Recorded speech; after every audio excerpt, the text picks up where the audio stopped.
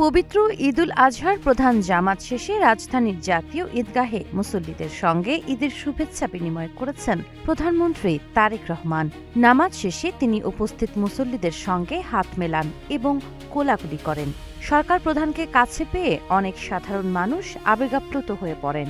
শুভেচ্ছা বিনিময়ের জন্য এ সময় জাতীয় ঈদগাহ প্রাঙ্গণে মুসল্লিদের মধ্যে ব্যাপক উৎসাহ উদ্দীপনা দেখা যায়। বৃহস্পতিবার সকাল 7:30টায় জাতীয় ঈদগাহে ঈদুল আজহার প্রধান জামাত অনুষ্ঠিত হয়। জীবন অবাক না করলে কে করবে? 28% মিল্ক ফ্যাটের অবাক করার সাথে ফ্রেশ মিল্ক পাউডার। জীবন অবাক করুক প্রতিদিন। জাতীয় মসজিদ বায়তুল মোকাররমে খতিব মুফতি মাওলানা মোহাম্মদ আব্দুল মালেক জামাতে ইমামতি করেন। ঈদের এ প্রধান জামাতে অংশ নেন রাষ্ট্রপতি মোহাম্মদ শাহাবুদ্দিন এবং প্রধানমন্ত্রী তারেক রহমান।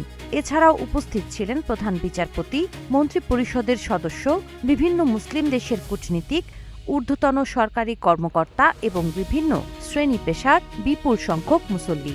নামাজ শেষে দেশ, জাতি ও মুসলিম উম্মাহের শান্তি, সমৃদ্ধি এবং কল্যাণ কামনা করে বিশেষ মোনাজাত অনুষ্ঠিত হয়। পরে প্রধানমন্ত্রী সাধারণ মানুষের সঙ্গে ঈদের শুভেচ্ছা বিনিময় করলে জাতীয় ঈদগাহে উৎসব মুখর পরিবেশ সৃষ্টি হয়।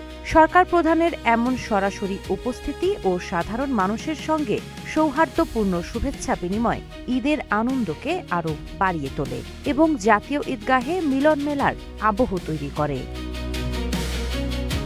সাবা খান, নাগরিক প্রতিদিন।